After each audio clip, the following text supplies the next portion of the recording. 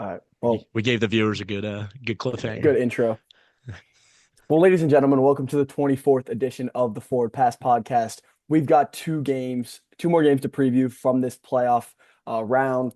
We've got a game, both of these games happening on New Year's Day, January 1st, 2026. Really looking forward to this, and we're going to start with the number one overall seed in Pasadena, California. Could be some rain, that's what sources are saying. It's the number one Indiana Hoosiers taking on the number nine Alabama Crimson Tide. This is going to be a fun one, and this is where I want to start health wise. So we got Josh Cuevas, who's another 9 games to get healthy, and another 9 days to get healthy for this game. He's an integral part of their offense, just as a tight end.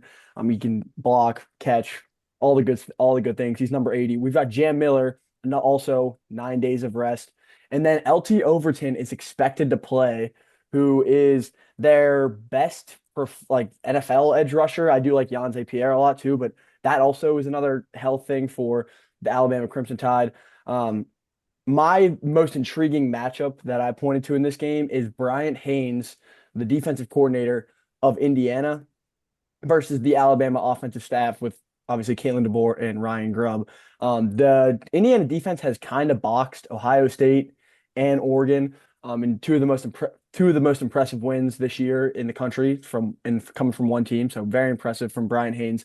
Um, and I just wonder how they'd attack Alabama, because the one thing for Alabama is Alabama or Indiana has a really good run defense, but Alabama's like, yeah, we don't even care. We don't even want to run the ball. We can't. We simply can't. So like it doesn't even matter if you have a good run defense. Like we probably won't run the ball. So I just wonder how that kind of mixes in the game, and I want to get your guys' early thoughts on this game. Yeah, I'll just dump all my initial thoughts out here.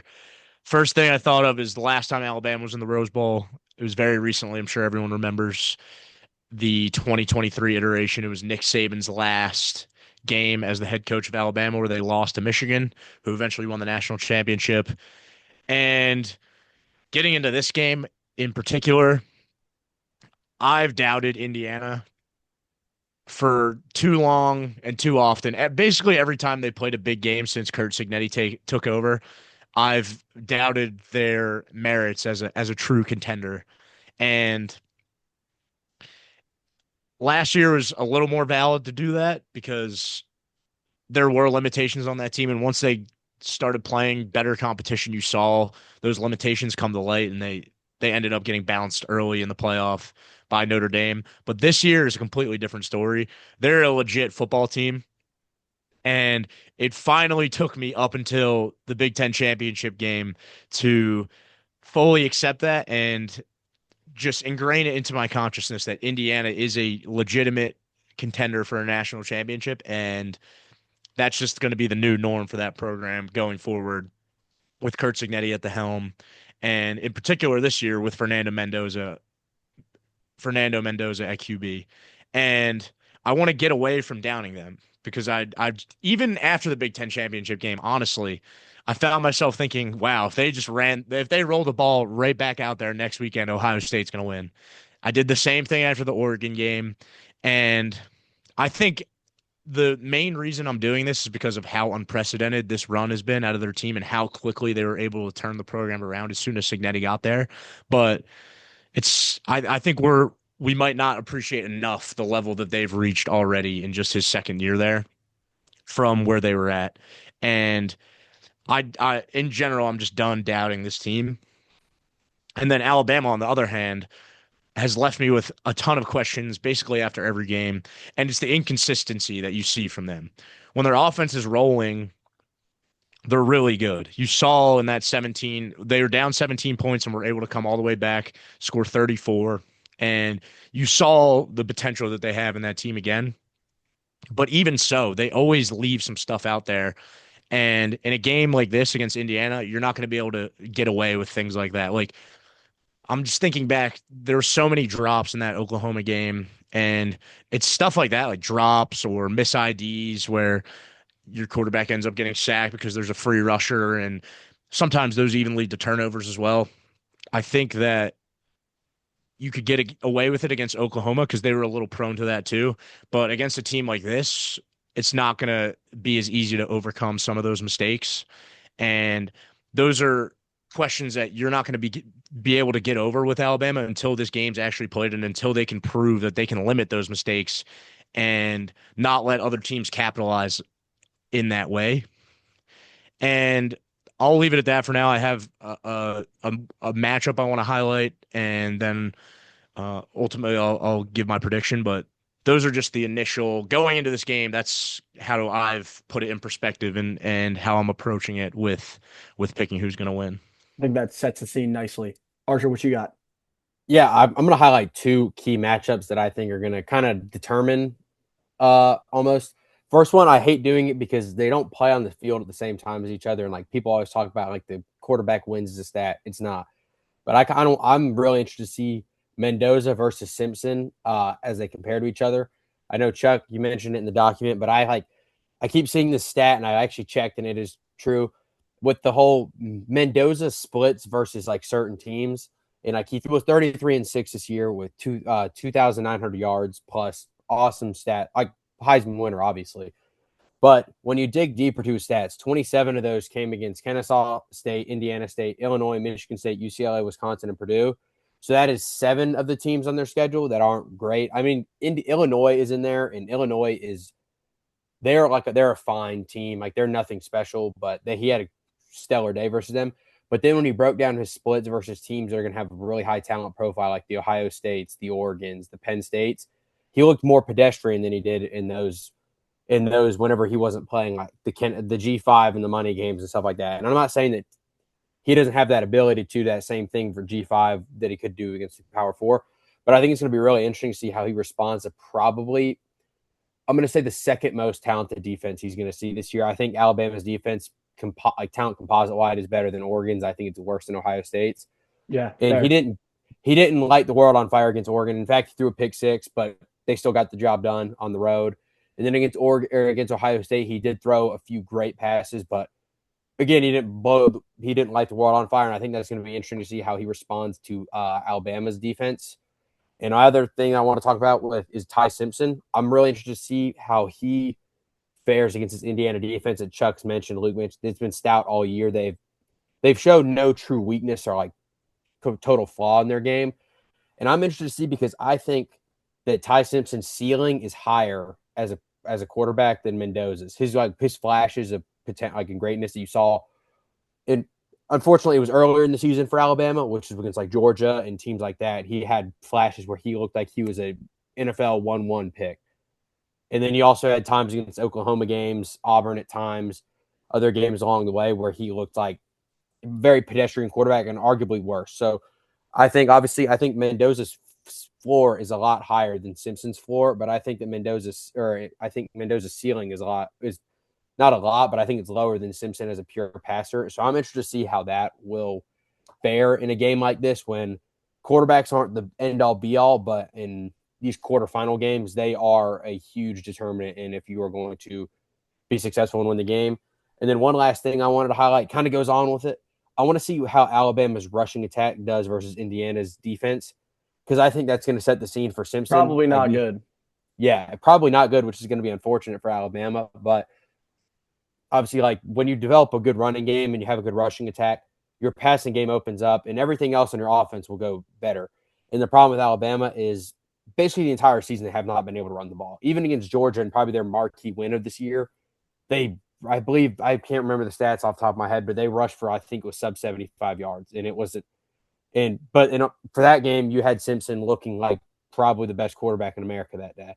But I'm interested to see that because I think that's going to be a huge deciding factor with Jam Miller back. I don't think Jam Miller is great, but I think he's more elusive and has the home run hitting ability that Daniel Hill does not have. Because I mean, that clip of him against Oklahoma when he broke free for an inside zone, it looked like there's just no burst, and you need burst to create explosive runs that turn into not just explosives but touchdown runs, which would be huge for Alabama in this game. So those are my two kind of matchups that I wanted to highlight because I'm interested to see how those fare. And then after we all get done, I guess we'll talk about the final prediction. Yeah, I think that's good, Arch. A couple things. Jam Miller, as far as he's not the best rusher in college football, but he also is he might be one of the best pass blocking running backs in college football, which is huge for their offense. Like that's what they really miss.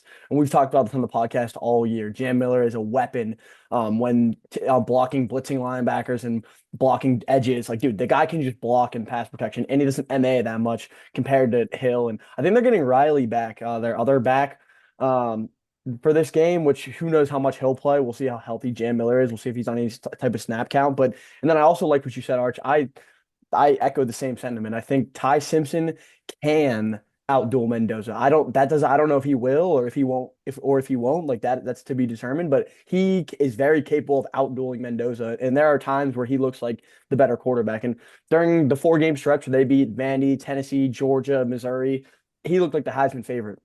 And I'm sure if the Heisman odds were out, I'm sure he was up there. So I kind of wanted to, like you were saying, Arch, how Indiana's offense has been like solid, but okay in these against these really good opponents. It's their defense that's unbelievable.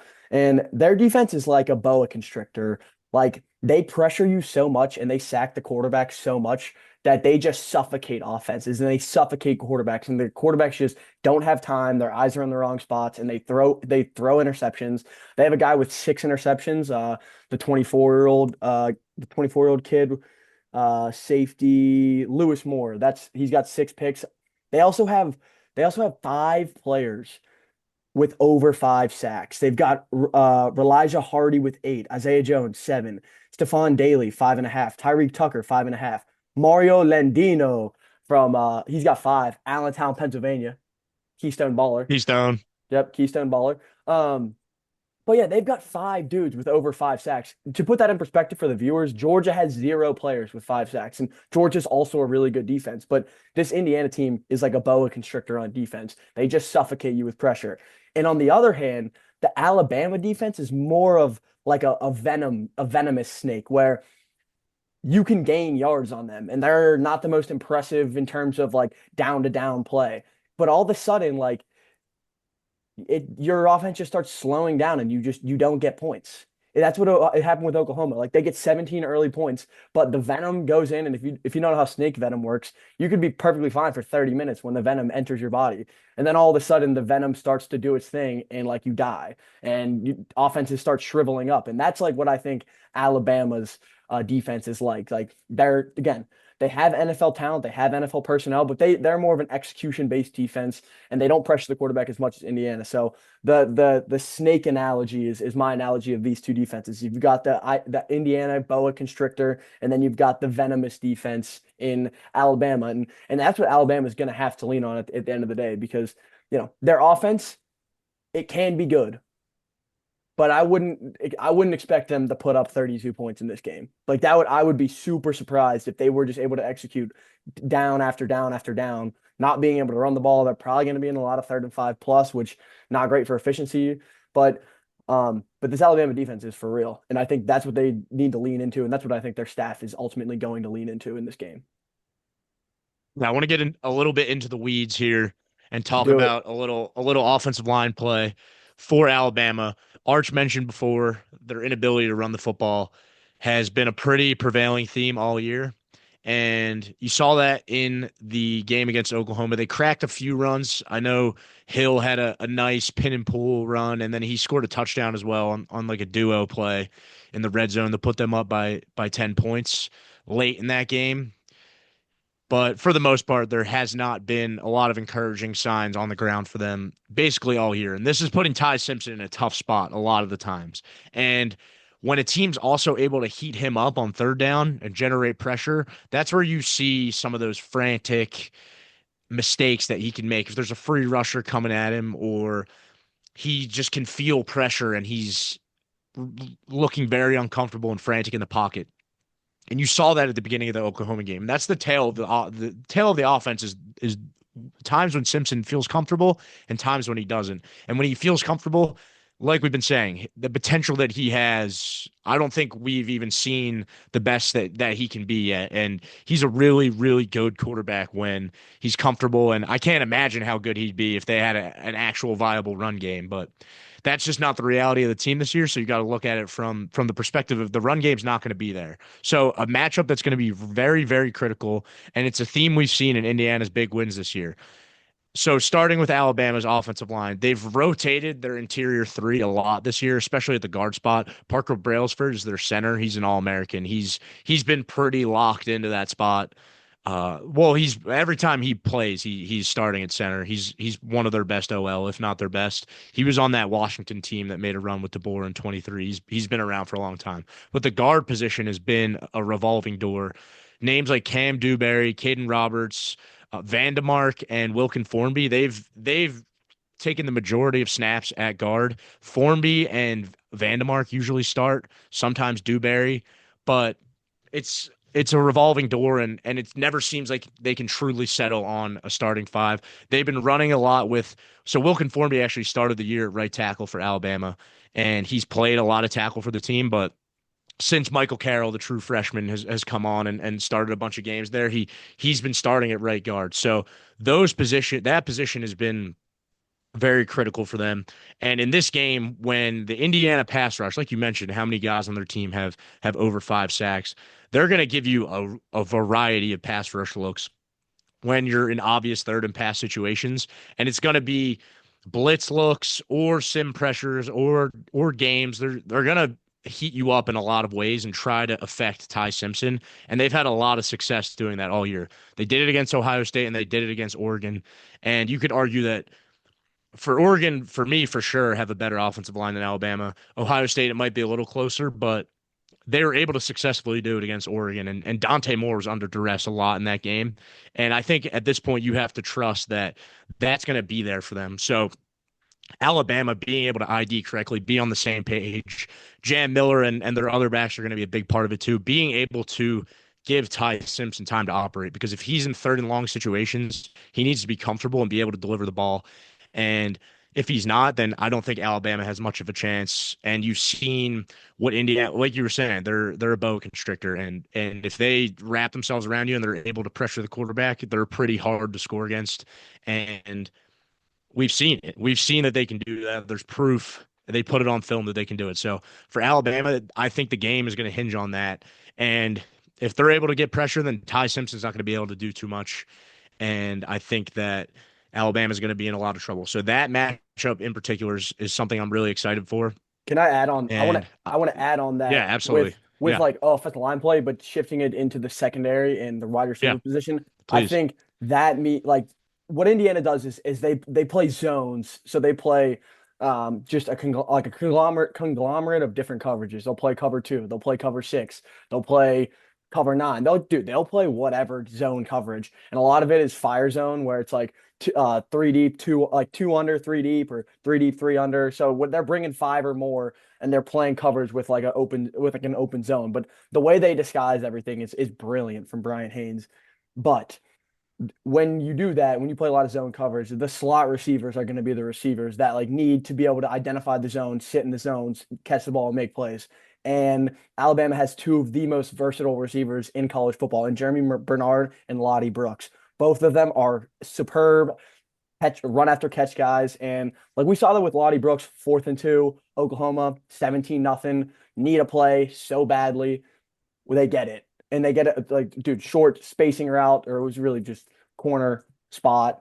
And then he just goes into the end zone, like makes a guy miss, dives in the end zone. It was sick. But him, Jeremy Bernard, those are two guys you got to watch just to get because those are going to be the safety blankets, as well as, and I just thought of this, obviously Josh Cuevas in the middle of the field. And that's a matchup that, well, I disagree. No, they've seen Sadiq. Sadiq's he's probably a better tight end than Kenyon Sadiq for Oregon. So it's not like they haven't seen a tight end as good as Cuevas, but Cuevas is still damn good, and that's a tough matchup for any linebacker to play on. So we'll see how that kind of I would do Cuevas, Lottie Brooks, Jeremy Bernard in zone coverage on 3rd and 7. Let's roll the ball out. Let's see what happens.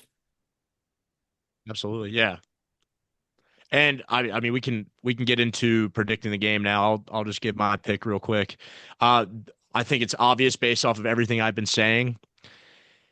I think that Indiana, they're going to stop the run, and I think they're going to be able to end up generating pressure on Ty Simpson enough that he's uncomfortable, and it might force him into a few turnover-worthy plays. Some of those might turn into turnovers and give Indiana a really, really high percentage chance of winning because they're going to be able to capitalize. I've seen Mendoza make big enough plays in big moments. Even if Indiana's not playing great on offense, he's still made in games like that, he still made some really, really huge plays that have altered outcomes and have won games for them that they wouldn't have otherwise if he didn't. Yep. So I trust that that's going to be there for them.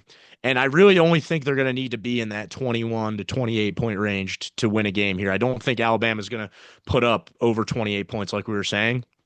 And I just have to believe that Indiana's going to be able to get to that mark. Mendoza's a lot better than Mateer, and I think that quality is going to shine through for them, and they're going to be able to close out the game in situations where Oklahoma wasn't really able to do so. And I just, like I said, I'm done doubting Indiana.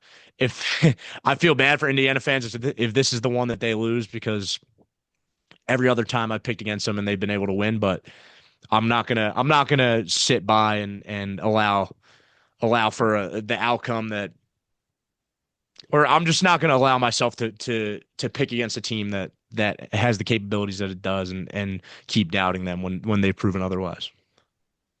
But I will sit on the fence though. I'm going to take Alabama to cover. So I think it's going to be a close game, but I think Indiana's going to pull it off. All right. Well, so I was kind of the opposite of Luke. I was a preseason buyer of the Hoosiers. I had them in my playoff. I liked them. I liked their team. I thought they were better this year. I liked them against Illinois. We all thought that was going to be a smash spot. They beat them by 55 or something, 56. I picked them against Oregon. I did not pick them in the Big Ten title, and that is going to be staying the same here. I'm going to be taking the Alabama Crimson Tide Ooh. to win in the Rose Bowl, and that obviously means they're going to cover. All right, Arch, you're not the only one on this podcast, but it's not me. I got a text from Sam Perry I'd like to read off. Our other member of this podcast. He's in Aruba right now on vacation. I didn't Valid know reason to miss the pod, I guess. didn't know the Yeah. company allowed vacation days, but whatever. It's an expense vacation by the Forward Pass too. Yes, yes. Believe it or not. Sadly on our payroll. Okay. Please let the listeners know I will be taking Alabama. They will be in the pressure cooker. Bama is healthy and dangerous and will take the monkey off their back. He thinks the blue chip recruits and blue chip talent takes over this football game at some point. And he thinks the defense is sneaky good, or as some would say, the venomous defense. So he likes Alabama. He's aligned with you, Arch. I'm going to be a coward and do the same thing Duska did. I think Indiana's going to win. I think Alabama's going to cover the spread. And dude, the one reason that boils down to is, and Duska hit on it like briefly, but Oklahoma, like they're also not a team that likes running the football. They hate it. And that is not Immune to it. immune to it. That is not the case for Indiana. So if Indiana goes up 10, Indiana will rely on Roman Hembley and Kalen Black and Martin, not even going to try to say his first name, to ice this game. And they also have a pretty balanced receiving core. As Oklahoma, it was like Satania or die. Um, not, I mean, they had other receivers, but obviously Satania was far and away the best receiver on that team. But in the case for Indiana, I just like to point out, I think Elijah Surratt is one of the best receivers in college football. Omar Cooper Jr. has more yards than him because he's playing a couple more games. And then Charlie Becker, who's just bursted on the scene ever since the Penn State game. And he made the huge third and six fade ball him and Mendoza connected on the roommate connection. So I just think in the balance of Indiana will end up, because I just don't trust if you could tell me like Bama starts fast, I'd be like, ooh, intriguing win opportunity. But I just can't guarantee they do start fast. And I think a balanced football team like Indiana just prevails in this game, especially in the rain. If it's raining like that, you do have to try to run the football. And that's not something Alabama's shown me to do. Not saying they can't do it. Like I think this game's going to be really close, and I actually like Ty Simpson a lot, and which is why I think I was pondering over this game. But I'm gonna hang on the fence here.